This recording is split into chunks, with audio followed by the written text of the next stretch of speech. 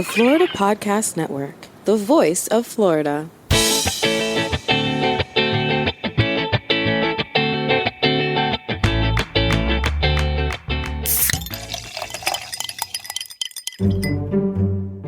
This is Gerard with episode number 56 of Florida's Fresh Mix on the Florida Podcast Network, a random mix of Florida's freshest personalities. Listen in, y'all. Hello, Fresh Mixers. Happy Friday. Welcome to Florida's Fresh Mix podcast, or welcome back if you're a regular. We hope you are. My name is Amber, and I'm the lead content producer at Florida's Podcast Network.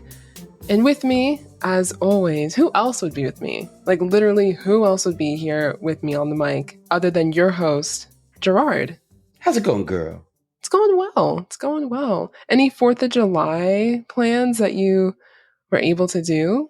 Yes, I actually had an amazing 4th of July. I hung out with two of my buddies, and I got to meet one of my buddies. Had us over at his house, and I got to meet his son, who looks and acts just like him. It was great. So just some amazing guy time, amazing food, and amazing fireworks. You know, one thing about living in South Beach is that there are fireworks all over the place. There are fireworks, like on the ocean, and then we were on the bay side. So we got to see amazing fireworks on the bay. So yeah, a shout out to Florida. We complain about Florida a lot on this show, but the fireworks are John Blaze. What'd you do? I went to Butterfly World in Coconut Creek with two of my besties. Yeah, I haven't been there. I heard that it's more than just butterflies. It's actually pretty interesting. Yeah, they had some parrots and birds. They have like a little museum, an insect museum or something like that. But it was really nice. It was super hot outside.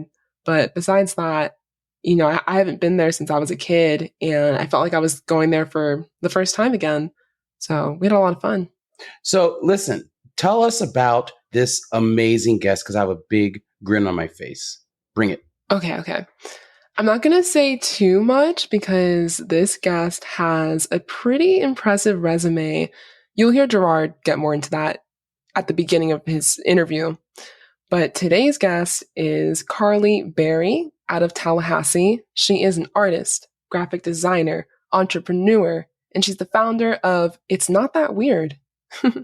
Great name. Great name. Yes, and if you're wondering what the heck is that, it's her brand. It's an online store where you can purchase her art on an array of items like tote bags and stickers and all that cool stuff. So shout out to Matt Burke from episode 50. He was the one who first told me about Carly, and I'm so glad he did because I DM'd her on Instagram and she responded, and there you go. Here she is, and just such a magnetic personality, incredibly talented, and you'll hear Gerard say this in the interview, but just another guest who has a talent and was like, you know what? I'm going to make some money from this. And she did just that.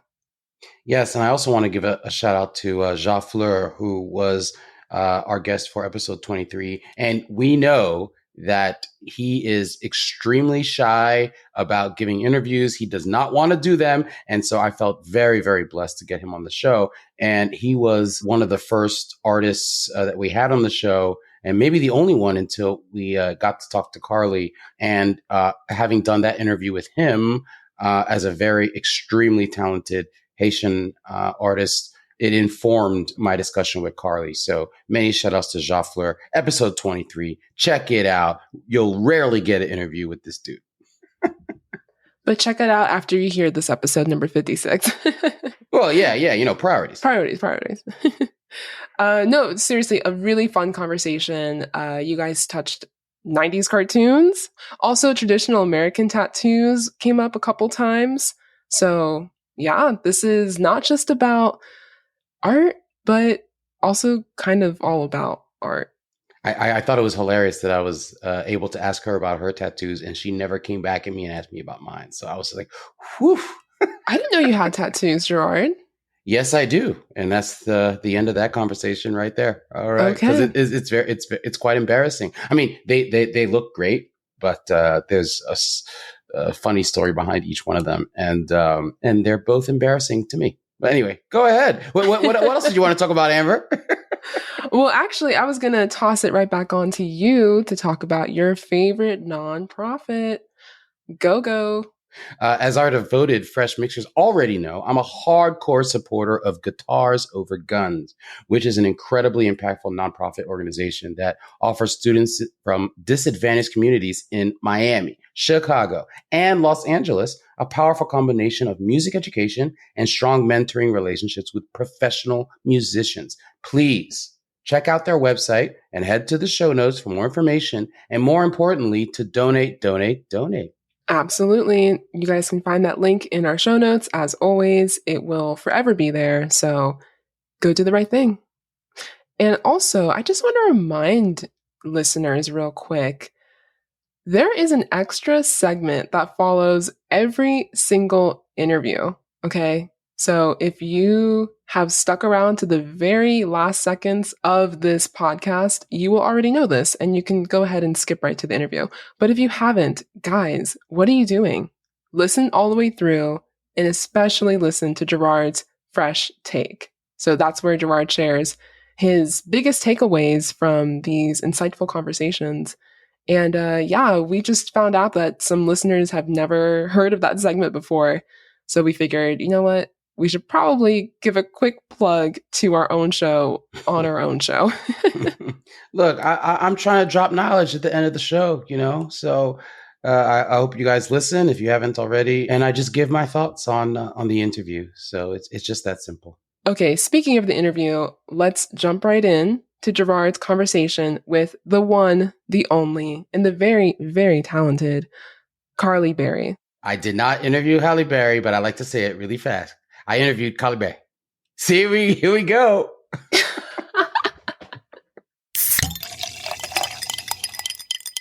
Today, we are interviewing Carly Berry. She is an illustrator and a brand designer working freelance. She does web design. She does animated GIFs. She does package design. She designs beer cans for breweries. How cool is that? She is the founder of her company, It's Not That Weird. I love the title. This is an online shop where she sells her designs on t-shirts, tote bags, stickers, magnets, and patches. And I think she can do much, much more. And she would love to do much, much more to expand her artistic reach. She is also the real deal as far as being the vice president of the Tallahassee chapter of the American Institute of Graphic Arts. So we're talking to a true artist and creator here. I've seen all your work and I find it to be very, quote unquote, weirdly beautiful in all the good ways. And we're going to get to all of that, including how you decided to name your brand. Welcome, Carly. Sorry for the long intro. I just got caught up. Oh, no, thank you. Thanks so much for having me. So first of all, let's start with your Florida connection. I know you're in Tallahassee now. Did you grow up in Florida, or what's your background as far as your upbringing? Yeah, I grew up in Panama City Beach. Okay. So I'm a Florida gal through and through. And then I moved over to Tallahassee to go to FSU and have kind of just stuck around. So I'm going to start off by asking a self-deprecating question. It's going to be a stupid question. All right. How would you define graphic design? Okay. Oh, geez. So There's no wrong answer. I think there is a wrong answer. I'll just do my best here. So a graphic designer, at least in modern day, works with like computers to make graphics. This is going bad. We create print collateral and other kind of branding assets with computer programs, and we just make things pretty, but also with like problem solving behind it. I think that you defined it exactly the way I have it in my mind, but with a lot smarter jargon. And probably industry specific jargon. But the number one thing the word that sticks out to me with graphic design as compared to when I thought of art growing up, because I guarantee I'm much older than you, is the word computer. So like, when I would think of art back in the day, I would think of either a paintbrush or a pencil, right? Mhm. But now with computers, I mean, just for someone who knows nothing about how you guys do this, can you quickly like just tell me in the real world how you go from an idea in your head to using a computer to bring it to the masses? Yeah. So actually, nowadays, it's so simple that it's kind of just the exact same that you would do with analog media. Like, technology has just gotten so good that it's like you can literally be drawing with a pencil on a tablet and it feels just the same as paper. So there isn't really any like crazy magic in that realm, but usually I start off with just like doing a little thumbnail sketching on like a post-it note usually, and then bringing that into my iPad where I either like draw more of that or I go into my like desktop computer and kind of use a program that it takes a little bit more like finicky, very like exact points to create the whole graphic. Yeah, I think that's the best way I can explain it. Okay. And then let me follow that up with maybe a dumber question. We interviewed one of my favorite people on earth, Jacques Fleur, who's a brilliant Haitian artist. Oh, cool. You know, he has this thing that he says that, you know, my pen different. And I love that saying because, you know, he kind of recognizes that the art that he creates, it's straight from his mind and his pen, his fingers, however you want to describe it. So Right. in your world, is everything from your pen, or do you ever incorporate something that exists already, whether it's part of an image or, you know, like I'm kind of liking it to like sampling, like with hip hop, like you take something, a little something that existed before and you kind of like remix it or do it in a wonderful, beautiful way that no one's thought of before. Is it that you incorporate anything that's ever been done before, or does it come straight from your mind, everything that you do? And graphic design, you can definitely take that route of kind of just piecing things together. I like the example you used with mixing, but for me, I like to create everything from scratch. And that's mostly just because I'm a control freak a little bit. And I also just like the like technical part of creating and just like the actual act of creating. So I choose to go that way, but you don't have to. Right. Okay. When did you know that you wanted to be, or that you had a talent and you wanted to be an artist? And then there had to be a different moment down the road where you're like, this is what I actually want to do for a living. So I think a lot of artist stories is like they have always been doing art since they were a kid, and I'm the exact same way. I mean, a lot of people start off with doing art as a kid and then kind of just it fades out. But I distinctly remember when I was in kindergarten and I was coming back from like the playground, and my teacher was like, "This is the best thing I've ever seen," and it was like one of my drawings, and she like put it up in like the prime spot. And it was like since then I was like, okay, yeah, cool. I'm gonna beat everybody at this. A little competitive, I guess. But so it was from then on that I was kind of just like always drawing. I have a really creative family, so it was really natural to just like always be motivated to be creating stuff. And I have two older brothers who were always drawing, so like I was trying to keep up with them, and I think like that made me a better artist. But it wasn't, I mean, all the way through school, I didn't even know that that was something I could do as a career. I did like career days and I like dressed up as Picasso and stuff and, you know, like just heard all the jokes of like, oh yeah, if you're an artist, you'll be discovered when you're dead. And that kind of just like stuck with me of like, well, yeah, okay. Like I either go that route or, you know, I'll just sit behind a desk and draw in my free time, which is totally fine. But, you know, then I got out of high school and I went to college and found graphic design. And I think that just seemed really appealing to me because it felt like it was such a like a real world application of the skill, whereas like being like an animator or like, I don't know, all of these other kind of jobs that feel more like I don't know, like 1 in a billion get it. I kind of just wanted something that was like, yeah, I can kind of just like create stuff all day. I'm fine with that. But as I was going on in my career, I realized like, oh yeah, like people need illustration and really like crazy design, and it doesn't have to be as buttoned up. Like I can be just as creative as somebody working like in animation or something. So yeah. See, I love that story, Carly, because every once in a while on this show, we get examples of people talking about something someone said or something someone did during their journey that kind of affected the trajectory of their life. You know, something kind, something supportive.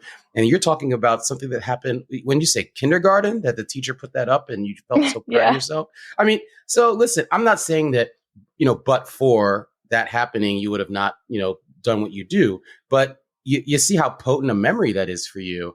And I would like to believe it does play a part. And the point that I'm trying to make is, you know, our audience should never underestimate the power of a kind word, a kind gesture, support, and things like that. So I just wanted to point that out real quick. Oh yeah, absolutely. I feel like I can definitely remember that and like a few other instances that just like kind of stick with you forever, which is awesome. Yeah, exactly. But I think you did break the record though for the youngest memory like that that we've had on this show. So I don't know if anyone's going to break that. When I was in the womb, I remember. No, I am a little bit of a freak and can remember like things way too young. I don't know why. Hey, no, that's great. I wish I were like that. As long as they're positive memories. Yeah, right. Okay, so you know, I have to ask. I mean, your brand name is It's Not That Weird. And I love that because I feel like every word in that is perfect, because when I look at your art, I don't see really and I'm not, and I hope I don't offend you in any kind of way. This is my attempt at a compliment, but I don't see really any substantive or subject related through line in your art. The through line that I see is it's all a little weird. All of it is a little weird, but it's beautifully weird, and it's interesting. And it's funny. A lot of it is just funny, and it's eye-popping. It draws you in. What I love about It's Not That Weird is it's like an acknowledgement. Yeah, it's weird, but it's not that weird. I mean, it's not like it's not going to turn someone off or be offensive or not even close to any of that stuff. So tell me, you know, what is the origin story behind the name of your brand? And please, and tell me if you. We're all friends here. Tell me if you take issue with anything I just said. Oh, no. Yeah, your compliment was amazing. I feel like that's exactly what I want my art to come across as. So, like, when anybody says things like that, I'm like, oh, yeah, I'm doing the thing. Like, it's coming across. So, no, that was really cool. It's Not That Weird kind of was like a very natural thing to come about. I was in college and knew I wanted to just get like an Etsy store or something so I could sell some stuff. I was making so much stuff in school that like I gotta get rid of this. So I was kind of like doing the normal thing of like I was making word bubbles and like trying to just like match some words together that kind of felt like they described me and my art. And everything felt really forced and just like static. And then one night I was just like hanging out with some friends. And me and my other friend, T, we were talking about just like a story that happened, and everybody seemed kind of like weirded out by it, I guess, or just kind of like, oh, okay. And we both just like said like, well, it's not that weird. And then we immediately looked at each other and was like, that's the name. So it was kind of just like the most beautiful serendipitous thing to happen. So it's been great to just keep that, because I always remember that. No, that's great. You know, things, sometimes the universe just brings it to you in the moment. And the fact that you both had that moment together and recognize it at the same time is awesome. I love that. So speaking of your art, I do have one complaint. Okay, so those are my compliments. Okay. We're going to have to do a compliment sandwich. So I started with a compliment, then I'm going to give you a complaint, and then I'll give you another compliment later. Okay. Yeah. My only complaint is that I only saw one T-shirt on your website, and I went directly there because I was like, I love her art. I want to wear her art on my body. And but the one T-shirt, and here's the compliment. The one T-shirt I did see said something to the effect of like lucid daydreaming, and then there was another word I can't remember, and it really spoke to me because not only did I love the image, that was there. But I've been deeply into lucid dreaming as a practice Oh, cool. since college. So we're talking like over 20 years. Like I take it very seriously. I'm even thinking about starting a podcast just on about lucid dreaming. So the one that's so shirt cool. you had, even though I'm complaining that I didn't see more, the one shirt you had spoke directly to my soul. So how come you ain't got any, more shirts, Carly? What's up with that? Yeah, I plan to do more shirts here soon. Right now my space is really tiny and I like to screen print all my stuff myself. But we're currently building a shed in our backyard for my studio space. So hopefully there will be more shirts coming. Okay, all right. You got to get the people what they want, Carly. Yeah, it's very cool that you're into lucid dreaming though. Like that is definitely something that I would love to hear more about because I kind of am on the same train. Oh, really? Okay, all right. Interesting. What is a zine or a zine? Zine. What is that? Yeah, zine. It's kind of just like a short term for magazine, but it kind of started more in just like DIY culture, and it's just a way to self-publish something, usually in a very like cost-effective way. So like originally they were usually done with just like a Xerox machine, and you go print off a bunch of stuff, and people have come up with like really cool designs of just like using one piece of paper to create like an entire book out of with just like folding it and cutting it in a certain way. Nowadays, I feel like the word is a little bit more loose and people can make stuff that's like full on books, really.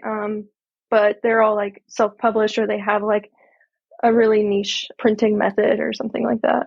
Right, because the reason I'm asking is because you have a section on your website about zines, and I didn't know what a zine was. And so is it that you make illustrations for covers of zines, or what exactly is the connection between your art and the zines? Yeah, so I do make zines. It's kind of like more of like a new thing I've gotten into, and I haven't done a ton of it. But yeah, I create like my own zines.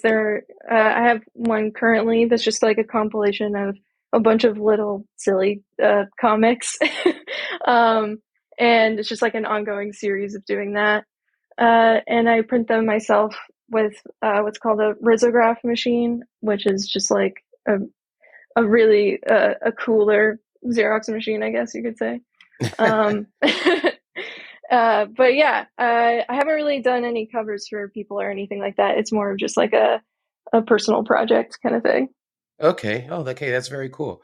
Now, there is a sentence on your website that really stood out to me because there is so much to unpack in this sentence. It says, with a background in printmaking and inspired by 90s cartoons and traditional tattoos, my style focuses on bold design with restricted color palettes. There's so much in that one sentence. So let's break it down. Girl. All right. 90s cartoons.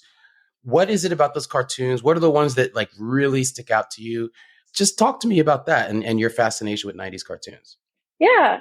So I think like the big one is Ren and Stimpy. They really inspired a bunch of other cartoons that I ended up loving too. And they're just, I don't know, like it's just pure magic. I was really like a Nickelodeon kid. So like really all of the old like Nickelodeon cartoons like CatDog and Angry Beavers and All Real Monsters and all that kind of stuff. I think they like just built me as a person. Like really just like my creativity, my sense of humor, like everything I feel like was really just like came from that. All of the styles are so good.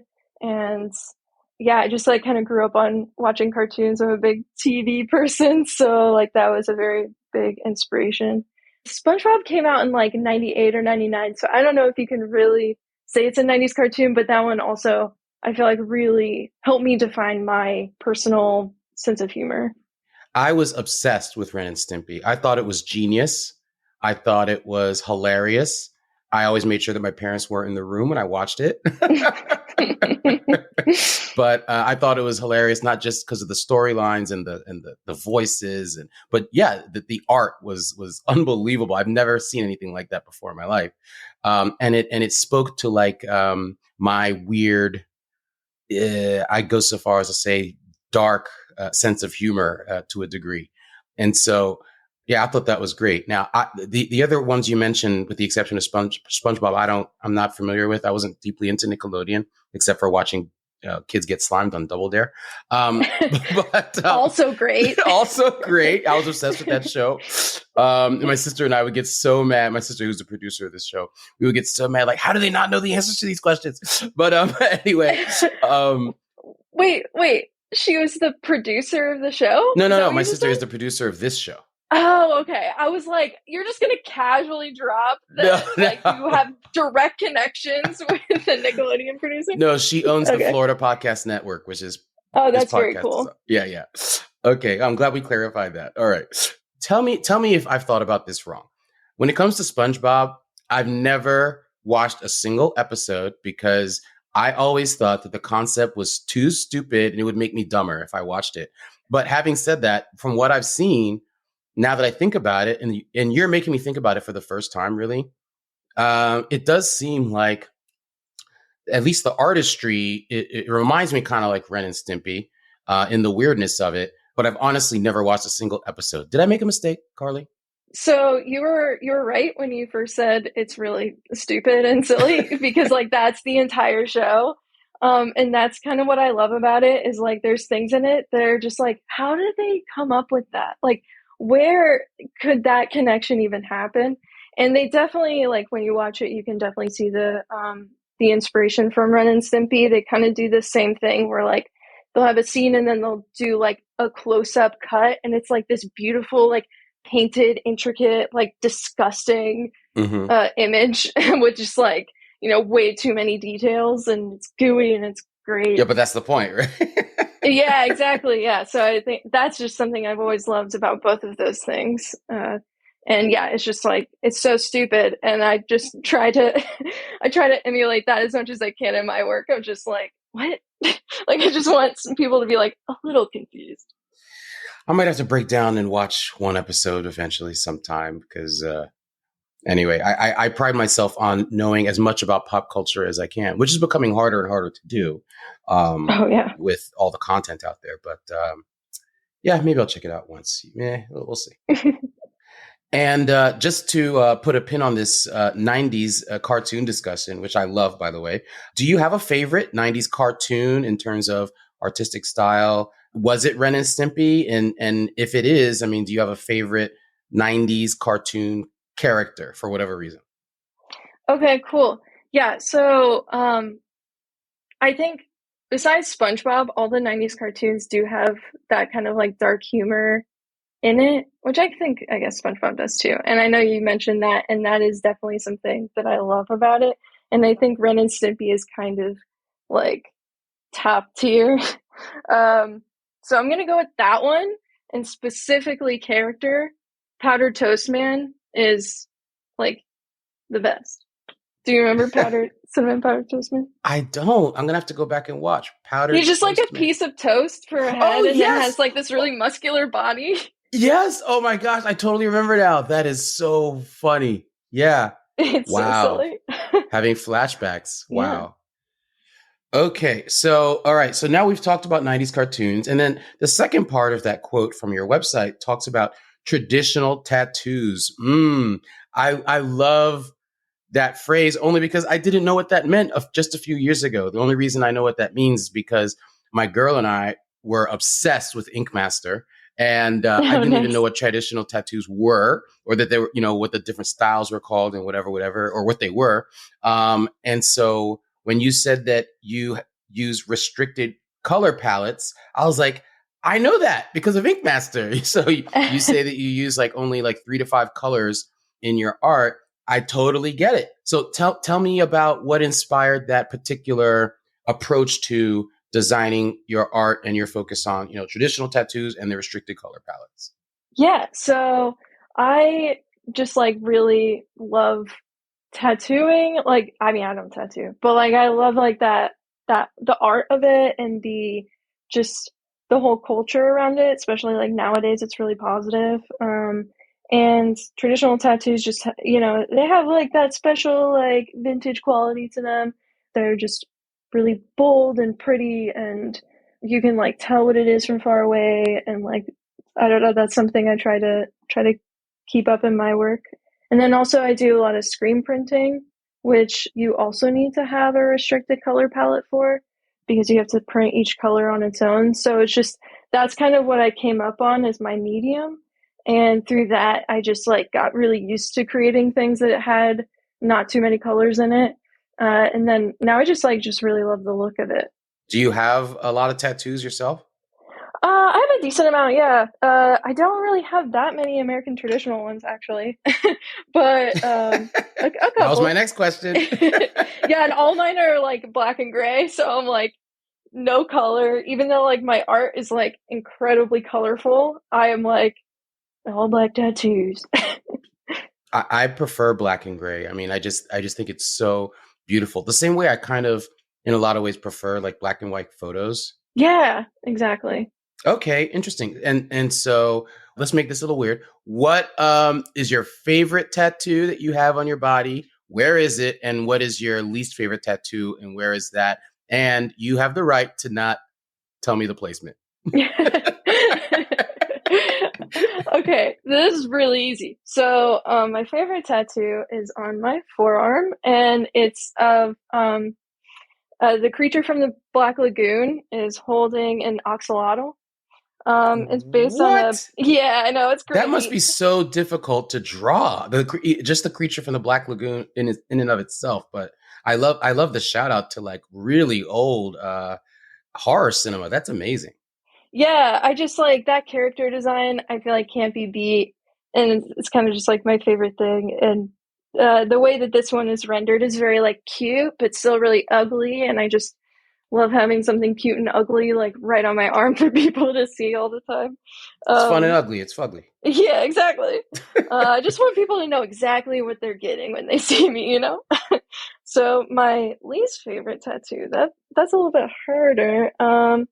I got this tattoo from like a Halloween flash day, which if you don't know what that is, it's just like tattoo artists create a sheet of little tattoos and they have one day to do just those tattoos, and they're like really cheap usually.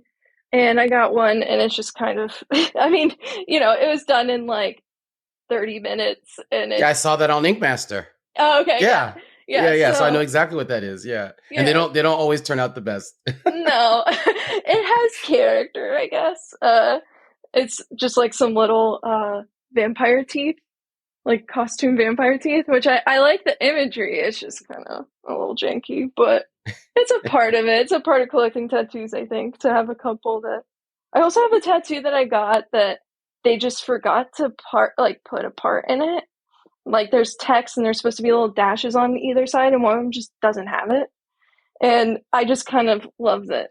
I don't know, just like that mistake it's just so funny to me that I've just kept it that way. And you'll never fix it, right? Yeah, no, never. That'll defeat the purpose. Exactly. Yeah. Now, you did something I find to be I find that a lot of what you've done is remarkable, but this really, really stood out to me.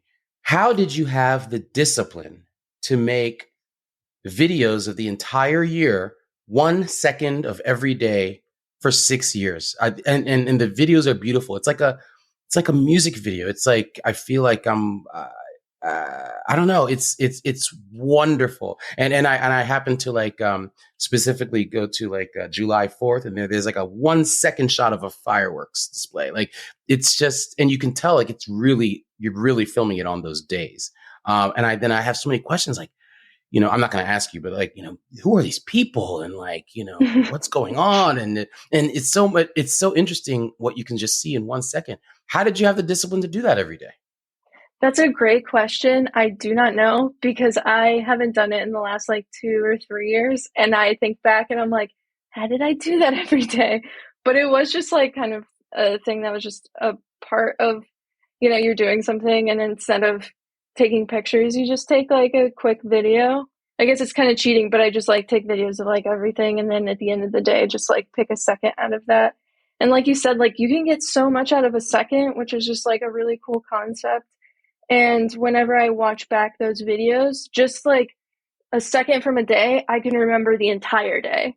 So it's really cool to have like that documented for myself.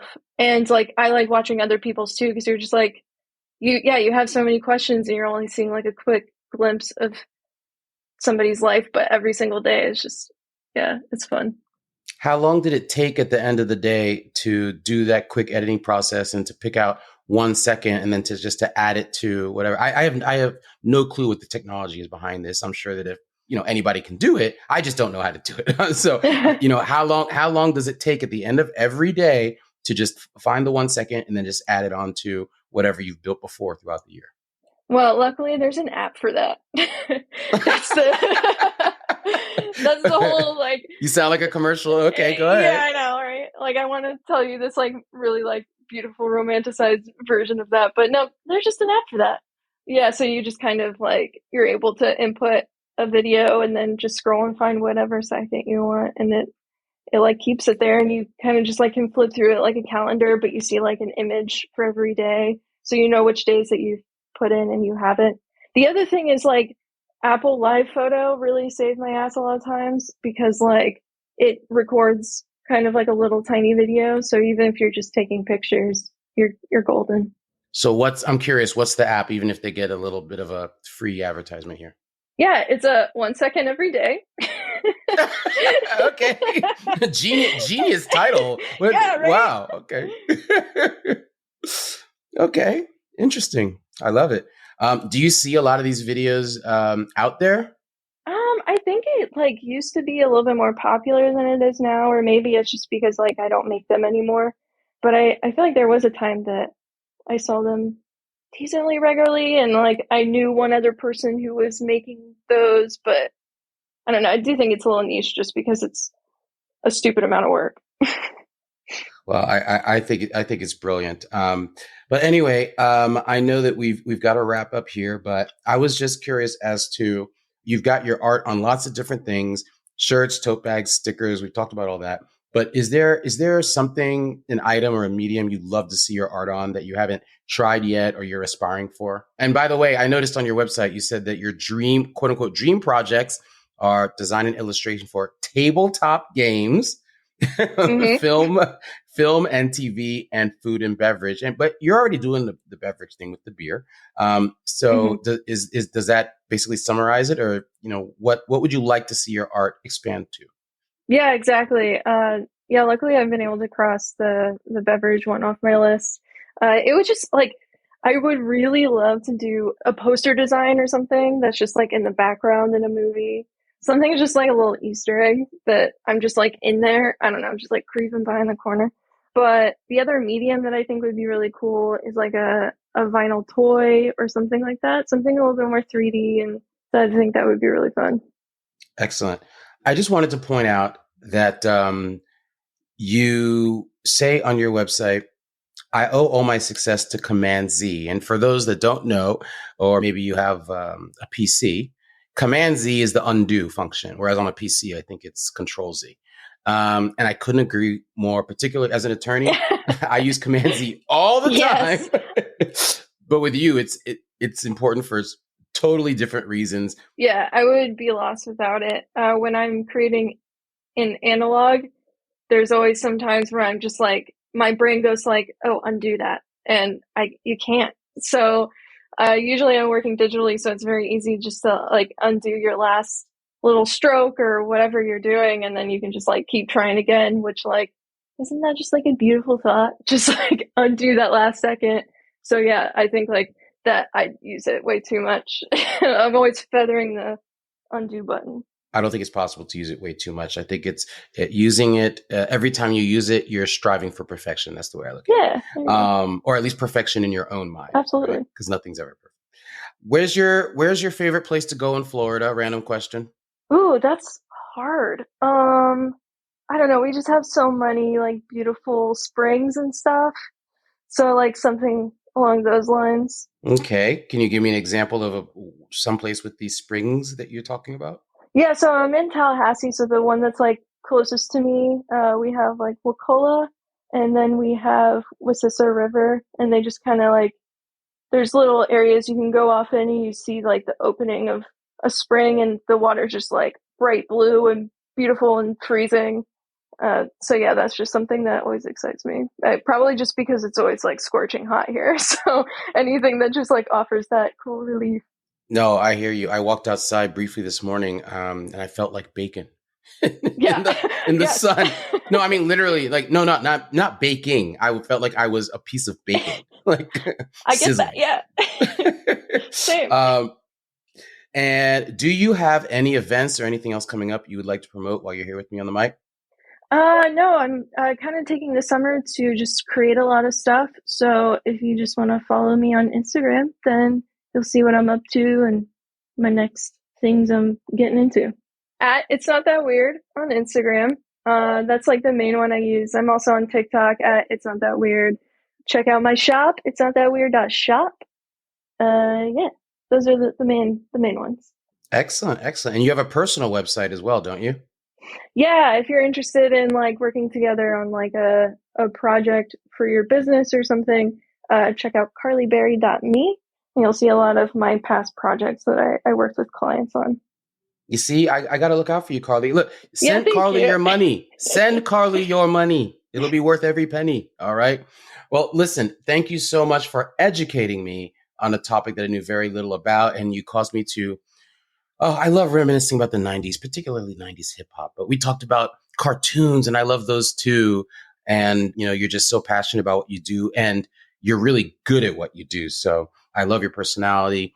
I love your drive and I wish you nothing but the best. And I look forward to continuing to follow you on your journey. And let's talk about lucid dreaming one day. I'm serious. Yeah. No, thank you so much for having me. This has been really fun. I mean, it's really easy to have a conversation when somebody has to talk about the things that you care about, but it's been really enjoyable. Yeah, I would love to hear more about lucid dreaming. I have done it on accident. That's how it starts. All right. Well, I'll give you some tips, unless you were terrified from it. So we'll talk about that. All right. Excellent. Well, thank you so much. I really appreciate you, Carly. I hope you have we're filming this literally on the 4th of July. That is Carly's dedication to this podcast. That's what we're talking about, folks. So thank you so much and enjoy the rest of your holiday. Thank you. Thanks for having me.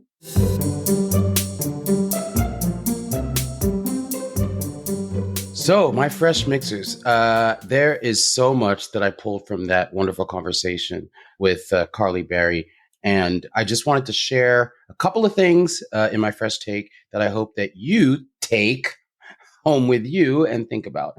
First of all, is the phrase that came out of Carly's brilliant mind, which is, I owe all my success to Command plus Z. And for all you Mac users, as we discussed, it just is like the undo command. I cannot express more how brilliant this is in its simplicity and its salience. We all know that attaining absolute perfection is impossible by definition, right? But it's the journey and the efforts that we make towards perfection that also make success that much more attainable. And even if you don't achieve your end goal, because failure is a part of growth and it's a part of the journey towards ultimate success. You can fail tons of times. There are a million stories from extremely successful people about how many times they failed, right? But even if you fail, you also learn a lot about yourself on that journey. And that might be the most valuable thing of all. Even if you end up failing in your endeavor, you still end up a winner because you've learned more about whom you are and what it takes to achieve your happiness goals. And I believe, this is just a personal opinion, that your end goal should always be happiness, and everything else feeds into that. And then the other thing I would say is that I love her manipulation and use and reference to the word weirdness. I think weirdness is in the eye of the beholder. I think that everybody should embrace their weirdness and shout it out from the rooftops. Carly embraces it. I'm weird. I'm a nerd. I'm going to call myself weird, and I'm going to call myself a nerd before anybody else does it in a derogatory way, because I embrace it as something that makes me unique as a person. And so does Carly, and so should all of you, because there is something about each and every one of us that's a little bit weird. but it's not that weird, right? So just take an outside look and make sure that your weirdness is not that weird, all right? Because there are a lot of weird people I read about in the news that are doing a lot of really super weird things. As a lawyer, I'm like, that's illegal, or it's just creepy. Nobody wants to be called creepy. What we want is to have our weirdness be channeled through something that makes other people and ourselves feel more fulfilled, happier, puts a smile on their face. And that's exactly what Carly does. So I embrace her weirdness. I applaud her weirdness. There we go. And you should embrace your weirdness too. And that is my fresh take. So I look forward to you listening to our next episode of the Florida Fresh Mix podcast. Thanks for listening.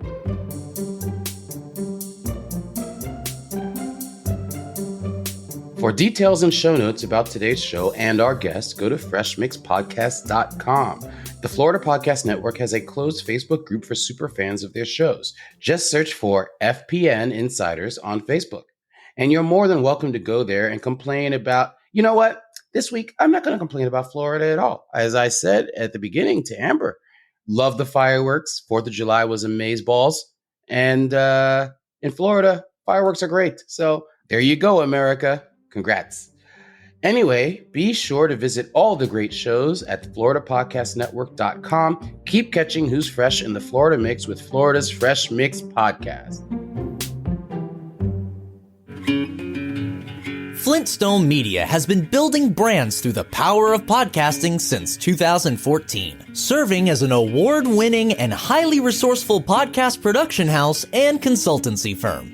Work with producer Jemmy, a leader in the podcast industry, and add a new podcast to your brand's content offerings. From show development and setup through recording and distribution, producer Jemmy and her team will lend their experience launching dozens of successful podcasts and producing thousands of episodes, making creating your show a simple and easy turnkey process for you. Visit flintstonemedia.com for podcast samples. That's flintstonemedia.com.